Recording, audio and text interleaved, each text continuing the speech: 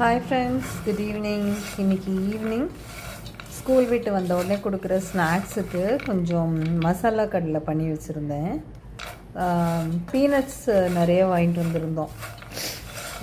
நம்ம ரேஷன் கடையில் தான் பீனட்ஸ் வாங்கியிருந்தேன். நல்லா இருந்தது, ரொம்ப நல்ல குண்டு குண்டாக நல்ல குவாலிட்டியாக வந்துருந்தது இந்த தடவை.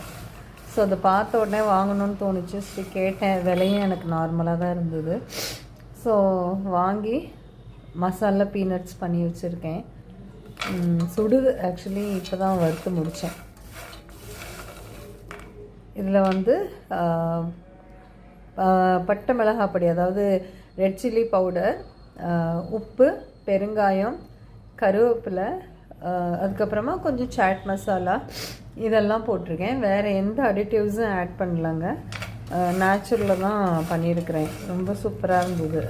அது நான் பெரிய பெரிய மசாலா, மேகி மசாலாலாம் போடல. ஏன்னா இது கொஞ்சம் ஸ்டோர் பண்ணி வச்சுட்டு டெய்லி கொஞ்சம் கொஞ்சம் சாப்பிட கொடுக்கலாம். பீனட்ஸு ஹெல்த்து தான், உடம்புக்கு நல்லது தான், ஹெல்தி தான். ஸோ ஈவினிங் ஒரு சின்ன ஒரு பவுலில் கொஞ்சம் பீனட்ஸ் கொடுக்கறதுல தப்பு இல்லைங்க. இது எண்ணெய் கம்மியாக தான் ஊற்றிருக்கேன், ஃப்ரை பண்ணேன். கொஞ்சம் அரிசிமா பொடி போட்டேன்.